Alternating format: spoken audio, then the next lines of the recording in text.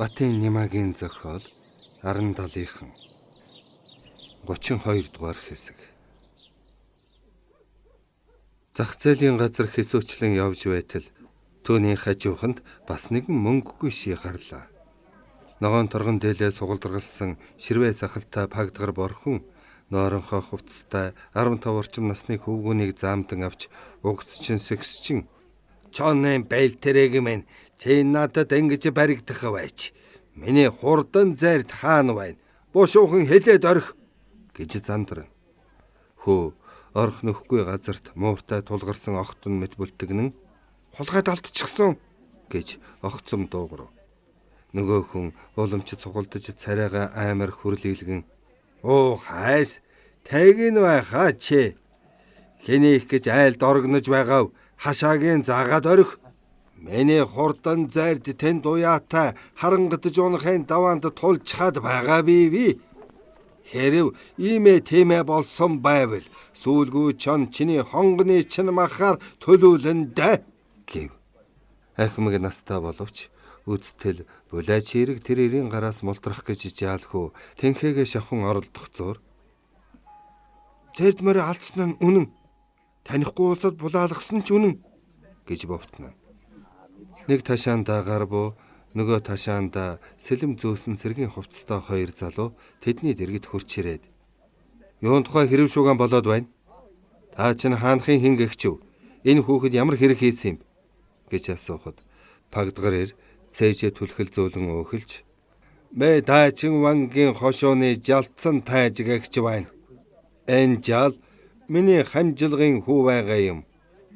Эцэг өвөг элэнц хуланц нь үе залгасан тайж бидний хаяа түшиж буйны минь хөртөн бор гидсэн тэжээсээр ирсэн юм. Гэтэл энэ хөх бэлтрэг нодны жил адуун сүргийн манлаа. Хурдан зэрдэм нь хулгайлж унаад алга болсон. Бэ аймаг хошуунлан зар тараалгасан боловч олдсонгүй.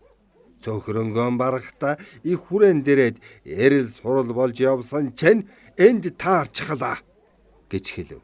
Хэрэгтэд орлож хажууд нь ирж зогссон нэг өвгөн "Энэ жаалын гутлыг хараач таймын. Бөө үзэгт уулаг ихээр юм бараг алга болжээ. Бэ баруун зүүн хүртэл явуулж үзсэн хүн шүү. Тэгэхэд миний гутал арай ч юм болоогүй юмдаг. Гутлаа ингэтлэн элэгцнийг бодоход энэ сайн мөн чих газрыг туулсан байж таарна гэв. Нэрэл гутлын уул ханзраагүй мөртлөө элэгдэж дуусаад ердөө төрий үлдэж хөө баргал нүцгэн хөлөөрөө газар гიშгэж яваажээ. Цэргийн хүмүүс хүү таач хоёрыг тун анхааралтай ажиглаж байснаа. "Чи чинь хэний хэн гэдэг хөөхтөв?" гэж нэг нь асуув. "Би Ханандын хүү Саманд гэдэг байна." Саманд гэж хоёр цэрэг нэгэн зэрэг дуалдаад "Тааж гой минь бид энэ хүүхдийг танаас илүү ирж байсан юм. Ах орхи их жанжныхаа нэгэн гэрээсэлэг биелүүлэх нь энэ дээ. Жанжин Сүхбаатар амьд сэрүүн байхдаа дайчин цэрэг агсан Анандын өнчин хүү Самандыг заавал олгож тушаал гаргасан юм. Одоо явна ах. Харин та хоёр хоёулаа явна шүү. Та нарыг сайдад бараалхуулна" гэцгээв. Жалтсан элт сандарч зузаан бор нүүрэн гинэт зэвхээрэн "Хаашаа явах болж байна?" Цэргийн яамд очиндоо "Ямар сайдад бараалхуулах гээд байгаа юм? Яагав Хатанбаатар магсарж яв сайдад?" "Тэнгэр минь тэгэж яам тамгын газраар орж ихэс дээдэст бараалхаж явах хэрэг надад байхгүй. Би өөрөө л хохирсон болохоос бусдыг хохироосон биш. Энэ жаал ганц сайн морийг минь хулгайлж унаад алга болсон гэж би та бүхэн саяхан айлтгсан шүү дээ. Тэр зайрд морь хошуу наадамд 3 удаа айрагдсан цуутай хурдан хөлөг юмсан. Гэтэл түүнийг дам хулгайд алдсан чиг шиг бусдад булзааруулахыг оролдож байна. Ингэж үгэн салаалж байгааг бодоход худал хэлхээс зайлаагүй. Миний морийг нэг газар нуусан байж таарна. Мэргэн дүүшмэд минь өчүүхэн намайг олон газраар явуулж чирэгдүүлэлгүй хурдхан шийдэж хайрал. Өвгөн миний биеийг гарц хохиролгүй болгож хайрал. гэж жалтсан тааж сөгдөг шахан гуйлаа. Хоёр цэрэг албан ажлын хүсэл сонирхолд хөтлөгдөж сэтгэл зүрх нь оволцож яваад залуус ажээ. Тэд жалтсан саманд хоёрыг ээлжлэн хараад бид зарга шийтгэдэг шүүхийн төшмөд бишээ. Цэргийн улс гэвч энэ мэтийн ажлаас зайлсхийхийг бодохгүй. Саманд чи үннээ хэлчих. Тэр морь яасан б гэж тулган асуухад хүү хариулсан нь. Би цаатхаар нутгаас гарсан юм. Аав минь цэрэгт явчихсан байлаа. Би аавыгаа санаад олж уулзах гэж мордсон. Гэрээс гарсныхаа маргааш нойр хүрээд байхлаар нь нэг өндөр уулын өвөрт бууж морь аргамжаад унтчихсан. Гэнэт сэртэл бууз зэвсэгтэй 3 хүн морийг минь хөтлөөд явж байсан. Эн чинь миний морь наадхаа орхиож гэж би хашгирсан. Гэтэл тэд бууга заагаад над руу хуруугаараа зангасан. Битгээ дуугар буудан шүү гэж байгааг нь энэ дохиогоор би ойлгосон.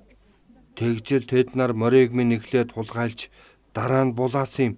Далдуур авсныг хулгайлах, ил авсныг булаах гэдэг үсттэй.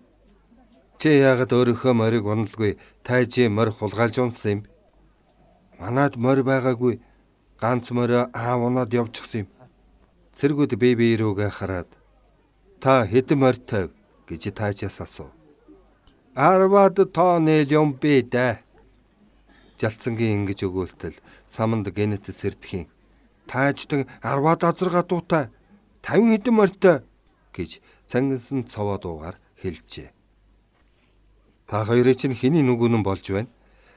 Дотоод яаманд байгаа хошуу сумын чинь мал аж ахуйн дансыг шүүрдэд үзвэл аль нь үнэн, аль нь худал болохыг хэлээд өгнө байхаа гэж өндөр цэрэг өгөөлөв. Жалтсан тааж өвдгөө туйлзуулан чичирч мэрэгэн дөө нар минь өршөө. Амны алдас хийснийг минь болгооч хайрал. Та бүхэн намайг өршөөвөл мунхаг би энэ төрийн төлөө сарс болтлон зүтгэн гэж яаран хэлж байгааг нь харахад нэг бол хитрхи хулчгар эсвэл туйлын залхай амтан бололтой. Хэрвээ хэрэг тохиолдвол та энэ төрийн тусын тулд бүтэн салаа цэргийг унаагаар хангаж чадах хүн юм а гэж намхан цэрэг хэлв. Жалтсан тааж залтайгаар мошилдсан. Гамин бараан хоёр нэгэнт хайхмөр харах бараагүй болж тонилсон. Тэглэр миний зээрд морийг ардын намын цэргүүд л авсан байж таарна. Харин би морь ардын цэргээс нэхэхгүй. Засаг төрдөө бэлэг болгон өргөж байна. Миний хурдан зээрд 10 морины үнэтэй юм. Эм учраас та бүхэн намайг төр улстай 10 морь бэлгэллээ гэж зүүясаар үзэх байжээ гэв. Өндөр цэрэг илт зэвүүцэн хөмсгөн зангидаад чиний морийг журамт цэргүүд авсан хэрэгүү гэж самандаас асуухад би гамингуудыг ч харсан, барооныхныг ч харсан, ардын журамт цэргүүдийг бүр ч олон харсан. Зээрд морийг барооны үлдэгдлүүд л авсан. Цагаантнаас өөр цэрэг мөрөн дэрэг ялгар шар юм хаддгүй үсттэй. Өндөр цагаан малгай өмсдгүй үсттэй гэж хэлжээ. Нөгөө хэрэгт дуртай үгэн хажуунаас орж "Дөө нар минь хэлж өгөөч. Энэ хүүхдийг эрж ол гэж их жанжин өөрөө тушаал гаргаж байсан нь хэрэг үнэн бол улс цэрэг хоёрыг зэрэг удирдах байсан жанжин хүн тэр их ажлынхаа хажуугаар нэг өөцөн чинэн хөвгүүнийг тэгтлэн ирж сургалах ямар шалтгаан байваа? Эсвэл саманд жанжны ойрын садан төрлийн хүүхэд байв уу? Гэхдээ өндөр цэрэг ийн хэлв. Би их жанжны шадар цэрэг нь байсан болохоор үүний учир шалтгааныг сайн мэдэж байна. Самандын эцэг журамт цэрэг Ананд цагаантны үлдэглүүттэй байлдаж хүнд шархтаад цэргийн хорооны хээрийн эмнэлэгт өвхлүүд хэвтэж байхдаа Зүхбаатар жанжинд загтал эйлгээсэн юм. Тэр загтлыг би цээжээр уншсан ч чадна. Тэнд байсан хүмүүс энэ хилмгийн залуугийн үгийг сонсоод амандаа гүнгэнэлдэн зарим нь инээдэ барьж ядан жуумалзав. Энэ цэрэгч харин ч нэг дэгстүүлж байх шивдэ.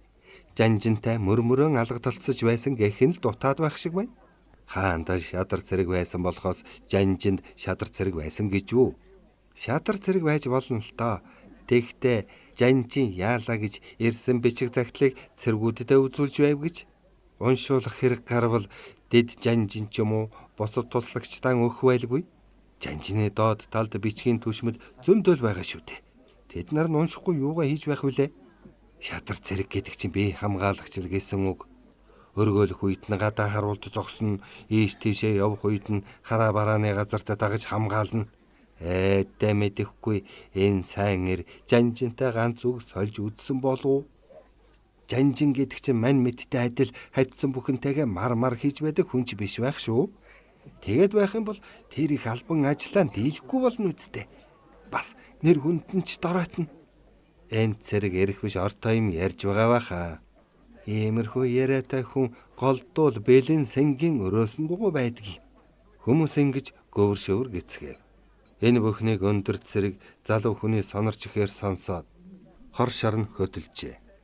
Гэвч бие барьж чадах тэсвэр суусан эр байж.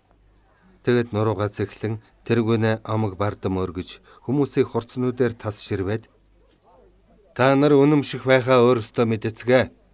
Дуртай нэг нь миний үгийг сонсоорой. Дургүй нэг нь явж болно. Жанжины хувийн зан төрх ямар байсныг та нар мэдэхгүй нөхөр. Тэр их хүн бусдыг дээд доод гэж хизээч ялгаж байгаагүй юм. Энэ байдлын сайн мэддгийн хувьд би та нарт хэлэх ёстой. Тэгтээ эхлээд цэрэг Анандын загтлын тухай ярив. Ананд ингэж бичсэн юм. Бэ удахгүй үхэж өнчин ганц хүмүн тулах түш хүнгүй хоцорхон. Эхн хүүгийнхэн бүр нялх байхад нас барсан юм. Бэ балчир үрэ ар өвөртөө насаар 14 хүргэсэн бэлээ. Миний хөө саманд хүн хүнээс илүү гойд хурц ухаантай төрсөн хөөхд. Би 6-тай байхад нь үсэг нүдлүүлж эхэлсэн чинь удаж төдөлгүй уншиж бичиж чаддаг болчихсон юм. Одоо саран хөхөө, цаасан шувуу, үлгэрийн далай, шидэд хүүр, бигэр мэжид хааны тууж гэдэл уншаагүй ном судранч ховорхон. Хошуу тамгын газарт бичээж хийвэл элбэг дөнгөх байхаа гэж би боддог. Харин үдсэн мэдсэн зүйл нь энэ төдийгөр хязгаарлагдах учиргүй. Эрдэм номын далайд дөнгөж хөлөөн дүрээд зогсчихж болохгүй. Ийм гайхалтай сонор ухаан өвлөж төрснийхөө ачийг үзэж эрдэм номын оройд гарах ёстой. Би өөрөө насан туршид биер янтай нийлүүлж яваад ард олныхон төлөө зүтгэхээр санаа шулуудан журамт цэрэгтэлсэж гартаа сэлэн барьсансан. Одоо нэгэнт төр улс төвшин болсон болохоор миний хүү эрдэм сурах нь зүй вэлээ. Манж төвд самгардаас эхлэн янз янзын хэл бичиг сурч ганжуур данжуурыг монгол хэлэндээ буулгасан их бичгийн хүн гунгаа осор шиг эрдэмтэн болоосоо гэж би залбирсаар явсан юм. Шавийн эрдэм багшаас гэсэн үг бий. Хүүгээ хүнд шав оруулбал дээрв. Жинхэнэ эрдэм номын багш болж ганц үрийн зам мөрийг гийгүүлж өгөх хүн хэн байна гэж би бодсоор явсан. Номч мэрэгд олон боловч би ганцхан хүнийг биширдэг. Ардын засгийн ерөнхий сайд болоод байгаа Номон хаан Самид багш жалхан цутагт дамдин базарт хүүгийн минь шав оруулж өчүүхэн цэрэг миний хүслийг бүтээж хайрл гэж бичсэн юм. Жанжин энэ загтлыг 3 дахин уншсан. Бэлав 10 дахин уншсан байх. Дэрэгдэн байсан улс өндөр цэргийн үгийг амьсгаа даран сонсов. Цэргэр яриагаа үргэлжлүүлэн энэ загтал жанжныг мөнчих бодолд оруулсан да. Анандын хүүг нааш нь яаралтай явуул гэсэн бичиг хошуу тамгад нь илгээсэн чинь алга болчихсон гэж хариу ирлээ. Тэр жаалыг яаж олох вэ? Олсон хойноо яаж шийдэх вэ? Харгуй замд осолтчихсан биш байгаа даа гэх мэтээр бодож сэтгэлээ бишгүүл шаналгасандаг. Манай жанжин хатуу зоригтой мөртлөн өрөвчгөн сэтгэлтэй хүн байсан юм шүү. Жанжин нэг өдөр надад ингэж хэлсэн юм. Тэр өнчин хүүг заавал олно. Харин олсныхаа дараа яавал дээрв? Жалхан зад шав оруулах уу байх уу? Чи юу гэж бодож байна вэ гэсэнсэн. Нэрэ шүү тамин надаас тэгж асуусан юм. Жанжин хэнийг ч гололгүйгээр саналын сонсдог байлаа. Тэгт нь би Тийм сэргэлэн хүүхэд Бурхны номд сайн мэрэгшиж чадна. Доорм лаарамчч болж болно. Гэхдээ сүсгтэн хүнд бөөсөж алж болохгүй гэж номлох мөртлөө хар буруу санвал багштааж хор амсуулч гэж дөнгөдөг тийм л хүн болно шүү дээ. Одоо цаг цөвөн цэрэг маань цөөн байна. Дорн зүгээс хаяагийн мен савардах гээд байгаа тэр жанзоолон гэдэг чинь шорон түмэн цэрэгтэй байж таарна.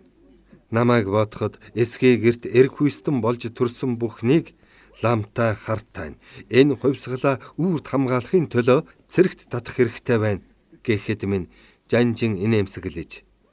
Ардын төрийн цэрэг болохын төлөө хүүхэд төрөх биш, харин хүүхдийг энх мөнх өсгөхийн төлөө цэрэг байх ёстой юм. Амгаа минь чиний бодол нэгэн талдаа зөв гэлээч.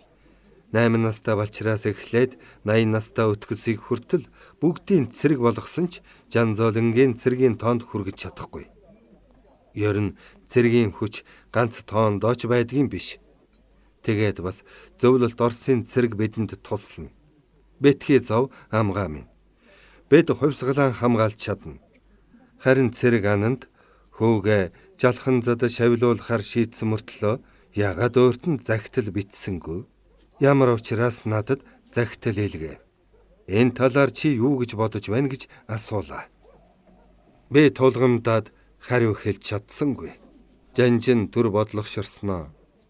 Ананд хутагт ламд шүтгэсэн илүүгээр нам засагтан итгэдэг хүн байна. Эгэл цэрэг том хутагт хоёрын хооронд газар тэнгэр шиг зай байгааг. Эгэл цэрэг ардын засаг хоёрын хооронд хурууч багтах зай байдгүйг энэ захидал харууллаа. Энэ бол хинч хөсөрдүүлж болохгүй эрхэм сайхан итгэл. Эр цэргийн энэ итгэлийг талаар өнгөрөөх эрх надад байхгүй. Гэхдээ жанжин минь та тэгээ тэр хүүхдийг лам болгох хэрэггүй гэж би тэсгэлгүй дуалтсан юм. Сүхбаатар гүнзгий шүүрс алдан харцанд нь далдын гуниг тодровч яан гэхэвдэ жалхан сутагтай нэг гарт зандан ирэх үргэлж байдаг боловч одоохондоо нөгөө гарт нь манай засгийн тамга байж байгаа юм. Би жалхан зад хадаг бариад та хутагт багшийн зүгээс биш харин ардын засгийн ерөнхий сайдын зүгээс энэ хөвгүүнд хандаж төрд хэрэгтэй хүн болгох талаас нь сойрхож үзээч гэж гуйх санаатай байна гэж хэллээ. Манай жанжин хүний итгэлийг ингэж л хүнддэгдэг байсан юм. Энгийн цэрэг ардуудтай ингэж л харьцдаг байсан юм да гэв. Тэгээд тэр ананд юу болсон амьд үлдэж чадсан уу гэж нэг хүний асуухад амгаа самандаас далдчих мэт харцаан буруулан хөөрхий бир янтай хоёроо үлдээсэн юм та. Тэр бир янтайг цэргийн яамны баваас нь түшмэл хадгалж байгаа. Одоо хүүд нь хүлээлгэж өгнө байх гэж аяархан гөврөв. Саманд гэнэт навтасхийн өвдгөө нугалж явган суугаад хоёр гараараа нүрээ таглан орилчихлоо. Энэ мөчийн хүртэл энгэр заамнаас нь зуурч байсан тайч өөрийн ирэхгүй гараа тавьж сэмхэн ухрав. Тэрээр олны хараанаас хурдан зайлахын мөн болжээ. Хүмүүс дуугаан хурааж хөөрхий жаалыг сэтгэл шимшрэн ширтэцгээ. За дөөмөн явъя та. Чи одоо бүх цэргийн яамны өргөмөл хүү болсон. Чамд дахиж ямар ч зовлон учрахгүй. Жалханц хотогт таалал болсон ч гэсэн эцгийн чинь хүсэл их жанжны гэрээслэл биелэн. Цэргийн яам чамайг хоол хувцаар хангаад баг сургуульд оруулна байх гэж амгаа хэлжээ. Саманд уйлсаар л байв. Цэргүүд түүнийг босгож хоёр талаас нь сугдан алхахад хүмүүс ярагдан зай тавьж өглөө. Баваасан гэдэг нэр сонсож сэтгэлд нь итгэл баяр баясгалын гэгээ гийсэн буянцаа тэдний араас алдалгүй дагав. Бүтэн 2 өдөр хүрээний гудамж хэрж золбин нохоо шиг тэнэж мөнгөнөхта баваасан яагаад сансангүй. Үүнийг санахгүйгээр өөр ямар илэнцгэн бодож байсан хэрэгв. Чиний данхар толгойд ус байна уу, уураг тарих байна уу гэж өөрөөсөө асууж явлаа. 2 цэргийг гүйцэж очоод тэдэнтэй зэрэгцэж морой хөтлөн алхахдаа баваас нь түшмэлтэй уулзах чухал хэрэгтэй юмсан. Та нар намайг түүнтэй уулзуулж тус хүргээч. Гэхдээ Амга чилгэр нурууга бүхийлгэн атгар буянцаанд ухруу ширтээд баваас нь түшмэл Цэцэн хааны аймагт олон хоног албан ажиллаар явж байгаад дөнгөж саяхан ирсэн. Үдээс ургаш аймаг хошуунд шийтгэж явуулсан ажлынхаа айлтгалыг маа сайдад болоод цэргийн зөвлөлийн гишүүдэд өргөнө. Үдээс хойш цэргийн хороодод очино гэж ярьж байхыг би сонссон. Одоо яаман дээр лав байхгүй. Цэргийн анги дээр л байгаа байх. Би чамд гэрийн зааж өгье. Харанхуй бүрэнхээ болох үеэр гэрт нь хүрээд очвол чи лавтаа уулзна. Баваас нь түшмэл хэрэв ирээгүй байвал үүдэнд нь суугаад хүлээгээрэй гэв. Буянцаа төөрч бодолж хаширсан хүний ёсоор Баваасангийн гэрийг сайн заалгаж, ер бусын хурц ухаантай төрсөн саманд хүүг нэг сайн харж авснаа, хоёр цэрэгтэг гялайснаа хэлээд босоо дэлттэй мордон шулуун гудамжаар тоос манарган давхиж одов.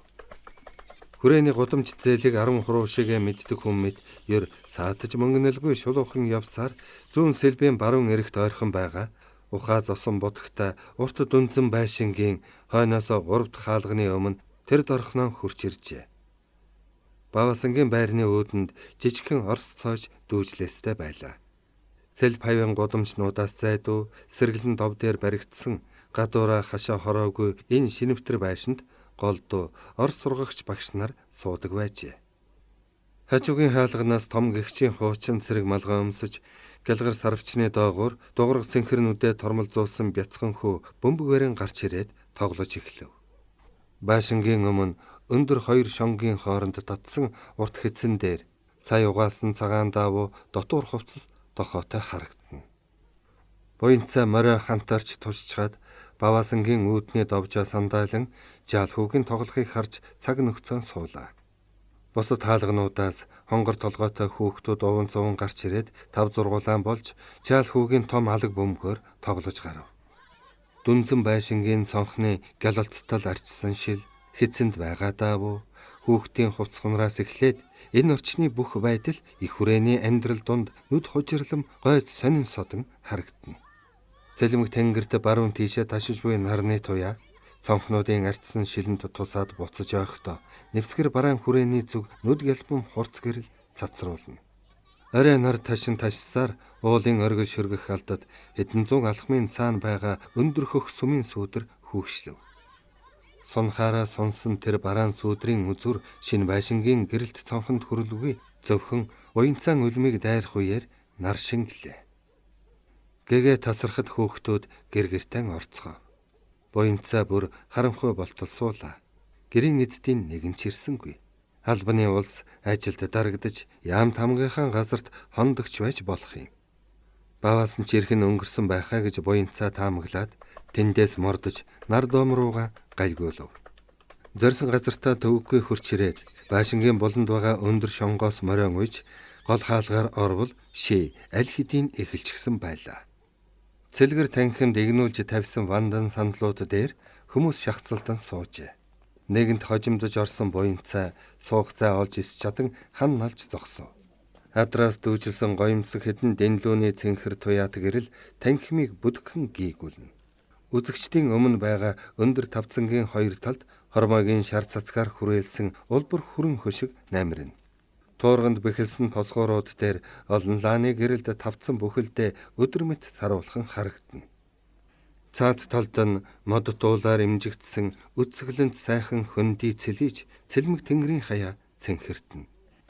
Ононгийн эхний шар дөрүлж гэдэг хөндөйг тэр чигээр нь энэ давчраа тавьчихсан шиг буянцайд санагджээ. Урд өмнө бурхны хөрөг харснаас хэтрээгүй болохоор тэр аврах том зургийг гинт үзээд дөрвөн ханаар хүрээлэгдсэн байшин дотор сууж байгаагаа агшин зур мартахад хүрчээ. Хүний гар газар дэлхийг байгаа байдлаар нь ингэж бүтээсэн гэхэд үнэндээ сэтгэл багтамгүй санагдана. Тавцангийн гол дунд бяцхан сүм босгосон нь бас л Бревен хийдийн жүдийн баг дугантай авэдалхан ажээ. Үлээдэх хөгжим, утсан хөгжим, хялгсан хөгжим, өн хоршин эгшгэлэх нь тавцан дээрх гайхамшгийг уламж сүрж авахлантай болгоно. Ноорхой хувцастай сахал усан сэгсээсэн бадруун ханхараар олон бот судар давхарлан үүрч сүмийг тойрон эхлэв. Их ачааны бараа сүрэнд дарагдан түүртэж тойлцсон шинжтэй дөрвөн хөллөг шахан бөхтийж гэлдэрх нь биенээсээ том чулуу өөрсөн шоргоолж мэт харагдана. Хүн дээр амьсгалан хөлөө арайхийн сольбож хөлсөө байн арчина. Тэгтэл энгэрээ бүрхсэн дунд цагаан сахалтай таяг тулсан өвгөн гарч ирээд гороо хийгчтэй халз тулгарна. Өвгөн хэлхэн: "Өдөр шөнийг эс ялган зүтгэж байгаагийн чинь бодоход ямар ч ховрог санваартан гүйцэмгүй сүжигтэн бололтой чи. Атан тэмээ даамаргүй ачаа үрээд явж байгаагийн чинь харахад ямар ч бүх эгнэмгүй хүчтэн бололтой чи. Хүмүн буян гэдэг чинь зүтгэснээр болдоггүй сэтгэснээр болдог юм. Төрчигэсэн амарч хэлэн дээрээ юм тавихыг бод. Тэгэхгүй бол хайрын сайхан тэнхээ чадлан алдаж харц олондоо тус хүргэж үл чадан эр бие чинь талаар өнгөрөх болно." Сүсгтэн өгөөлхөн: "Өвгөн гой минь, надад амрах арга байхгүй. Харц боол би хүнд зовлонд уучраад байгаа хүн. Эцэг минь хулгайн хэрэгт хэлсээр гүтгэгдэж орсон. Ямар ч гэмгүй хүнийг гүн ноёны байдсангүй хулгайлаа гэсэн ял тулгав. Тэр байдсан гүн алдарт жороо цоохор азрагны төл учраас олон жороо унаг гаргах учиртай байсан гин. Тэгээд одоо төрөөгүй байгаа жороо нуунуудын үнийг бодолцож мянган янчаан төлөх болсон. Тэр их мөнгө төлж чадахгүй тул оронд нь амиа өгөх юм. Миний аав баахан ирүү тулгуулад одоо хөвчргөгдөх цааз хүлэн мөглөнд сууж байна." Өвгөн өгөөлхөн: "Тэ тэгээд эцгийнхээ төлөө гороо хийж байгаа хэрэг үү?" "За тийм ээ. Нэг мэргэн ламаас авралаа суусан чинь 100 шогол судар үүрч энэ сүмийг мянгантаа тойрон гороол. Тэгвэл эцгийн чинь зовлон нэмгэрнэ гэсэн." Судар үрээд буян үйлдэгч болж шинд тоглон бой тэр хаанхар дэмбэ зам мөн болохыг үхэр бүрээ нэг шиг бүдүүн дуугаар нь буянцаа танив. Шиний өвгөн дахин өгөөлхөн: "Хай хүмүн, төлөгч лам 70 худалж 2 адил босуу. Чи улаан цоортол дуган тойрсон ч эцгийн чин зовлон яаж арилна? Харин ёр бишийн хүч чадал чинь тус болох бий. Маргааш хааны их наадам болно. Чи тэр наадамд барилдан дээд эзний баруун жасын даамал даян авраг торгон шарыг хайж төрүүлэх хэрэгтэй. Торгон шарын мэдэлд байдаг хааны зэмсгийн их санг баруун жас гэж нэрлэдэг юм. Зэр зэмсэг хадгалж байгаа газараа чанд нууцлахын тулд баруун жас гэж нэрлэдэг гэнвэлээ. Жасын байрны зузаан ширэм хаалга тоон чинээ цоочтой, тохойн чинээ түлхүүртэй байдаг юм. Тэр түлхүүрийг торгон шараас өөр хүн эргүүлж дийлдэггүй байна. Одоо насан харж яваа даян аврах удахгүй түлхүүрээ мушгиж хүч хүрхэн бойлно. Хааныхан жасын хаалгыг онгойлгож зэвсэгтэн хүрч чадахгүй болно. Үүнийг хаан ойлгоод жасын шин даамал олж авахын төлөө маргааш наадам хийж бөхчүүдийн бяр тэнхэг сорих гэж байгаа хэрэг. Харин чи сайн барилдаж торгон шарыг заавал хаях ёстой. Энэ улс гүрэнд чамаас өөр түүнийг дийлэх хүн байхгүй. Зөвхөн чи өвдөг шороо дуулж чадна. Наадамд төрүүлээд хааны итгэл хүлээж баруун жасын даамал болох юм бол хамаг хэрэг бүтгэн тэр. Том дөлхүүр гарт чин ормогц чи ард олноо урайлж дуудаад жасын хаалгыг онгойлгон бүх зэвсгийг гаргаж босогчдод өгөх хэрэгтэй. Ард олон тэр даруй хөдлөн тэмцэж аавын чинь амин насыг аврахаар барахгүй хааны засгийг хамхуул адил хийсгэн бүх ядуучуудад амар сайхан жаргал эдлүүлэх болно. цэцэн өвгөн өгөө эхэлж дуусмагц хөгжмийн дуу чангарав. Хөшиг хаагдлаа. Тавцан дээр хүмүүс ямар нэгэн ажил хийж юм чирч зөөж байгаа бололтой тар түрхийг чимээ сонсогдож хөшиг хөвхөлдсөн хөдлөн. Хэдэн мөч өнгөртөл хөшиг алгуурхан нээгдлээ. Тавцангийн зүүн хэсэгт эрэм хүүхэд багчууд нийлсэн 20 хүн наадамчид болж дугуйран суужээ. Тэдний эсрэг талд өндөр түшлэгтэй ширээн дээр хаан хатан 2 зэрэгцэн заларч харагдана. Хаан ихэмсэг дөр үзүүлэхийн тулд хоолоогоо худал засаж ханцууга байн шамлана. Дэрэгдэн зогсож буй ам сахигчд гялцал болсон хоёг дуулга өмсөж том илд барьжээ.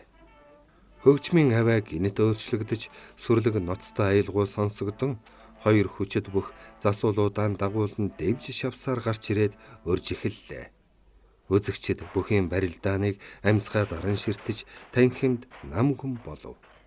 Дэмбэ зан хиймэл сахлаан авч сэгсгэр хар үсэ үлдээжээ. Хааны бүх болсон гомб начин буурал сорсуусан өтгөн гэгчийн үс сахал хийсэн харагдана. Ардын бүх халж, дугтарч, тонгорч, зайлах мэтэр янз бүрийн мэх үзүүлж эхлэв. Торгон шар үе сөхөрчих төхөж хөл дээрээ дөнгөн данган тогтож мэхийн хариулсаар байна. Энэ 2 их л удаан барилдлаа. Гомб начин гинэт ухс хийж Дэмбэгийн баруун хөлийг 2 гараараа тэвэрч ав.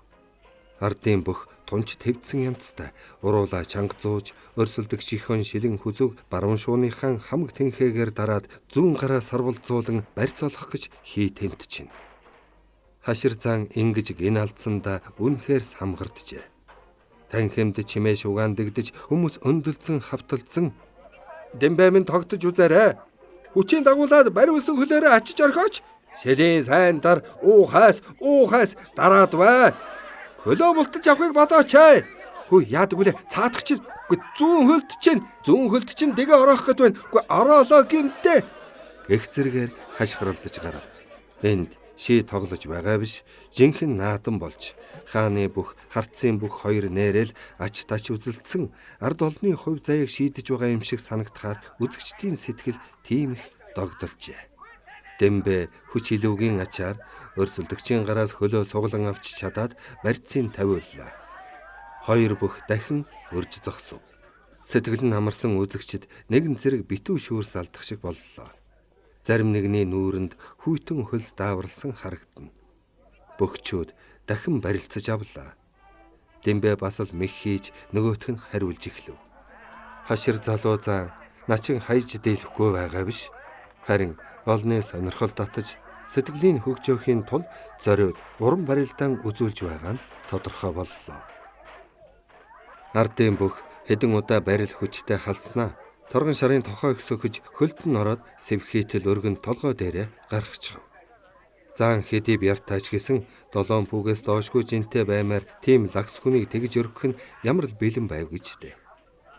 Ардын бүх өрсөлдөгч аяархан тавих гэж байгаа бололтой гараа алгуур доошлоолов.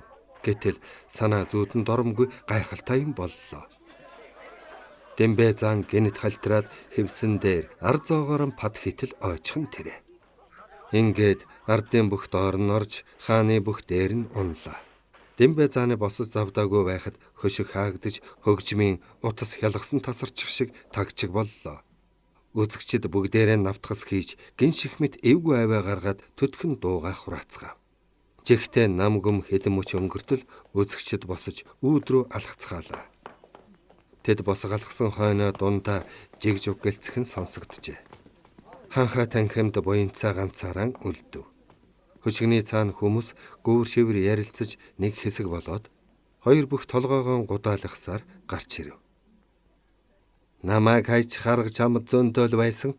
Чи дархан мэхэ хэдэн удаа хийж баруун тохой сөхөөд хамж байсан биш үү? Чиний тэр мэхэнд хэн тэсэж байла? Намайг очих гэхэд татаад тогтоочих чинь мөлий. Хүнийг толгой дээрээ өргөсөн мөртлөө даалгүй өөрөө хальтраад ойчин гинэ. Энд чинь арайч дэндүү эвгүй хэрэг биш үү? Би хэдий хүнд нүсэрч гисэн гунан бух биш шүү дээ Дэмбэ минь. Ийм ч юм болох гэжтэй. Энд чинь зүгээр нэг наадам биш. Хувьсгалын уран сайхан гэдгийг би чамд хичнээн хэллээ.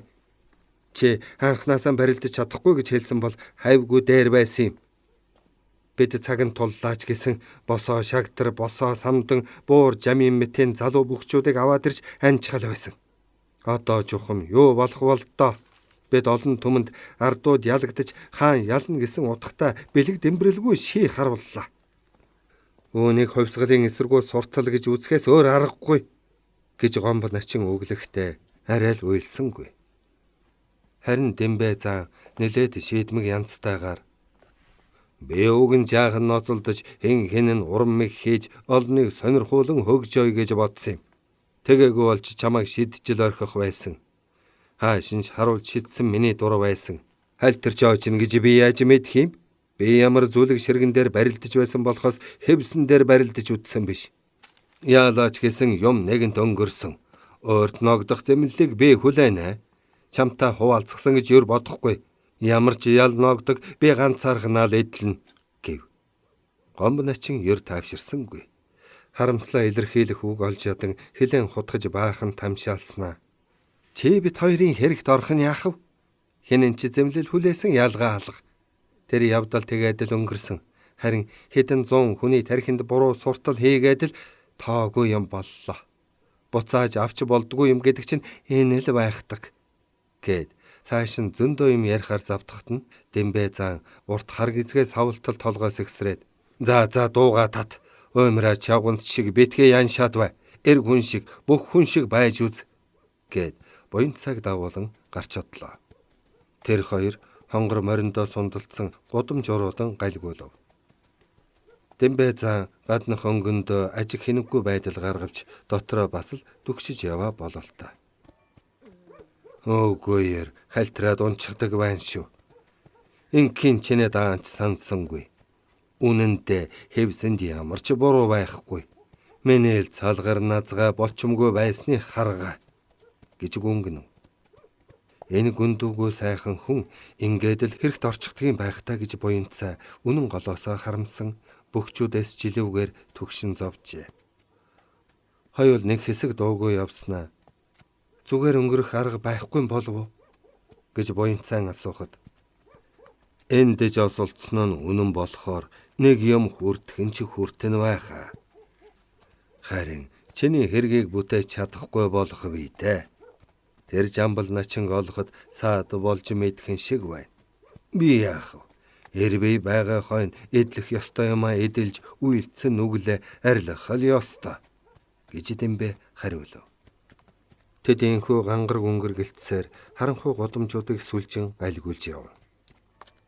Танд л муу юм бүү учраас бурхан харах байгаа та. Өнөөдөр чи хаагур яв?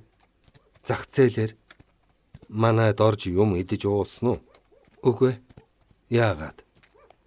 Танахыг олсонгүй толгой эргэж төөрөөд хаваас та. Өдөржингөө өлөн хоосон явна гинэ. Ядаж морой идүүлж усалсан байгаа биз дээ.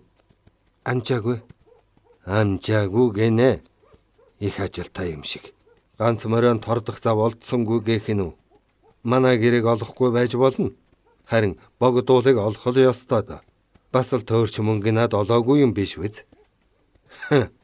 Унаж яваа мориндоо ногоо хэд хазуулахыг боддоггүй. Ерөн чи бүтэл муутайхан ир юм а да.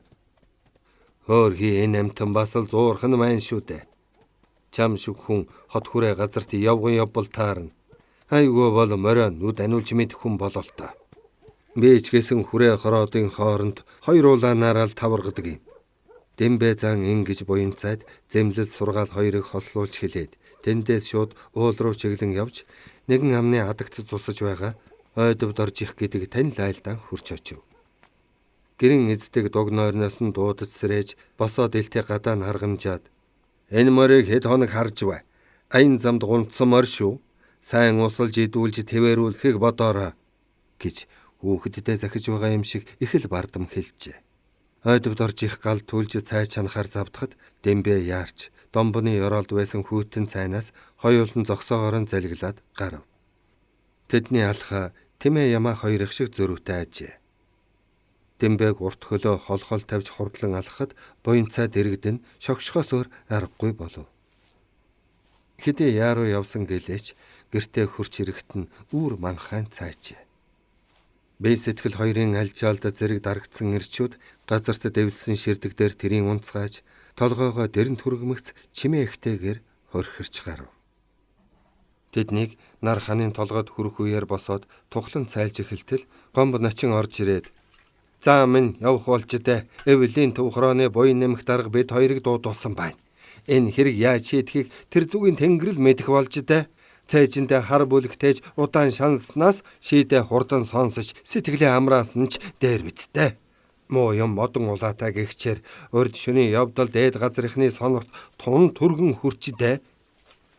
Дэмбэ их л тайван хувцалсан мөртлөө эхнэртэй ганц ч үг хэлсэнгүй. Мэл гайхаж цэл хөхөрсөн эзэгтэй бөхчүүдийн гармагц буян цааруу дүрлийн харж учир явдлыг нүднийхэн харцаар асуув. Энэ бүсгүй үг дууцоонтой хитрхи бүрэг хүн ажээ. Буян цай хариу хэлсэнгүй.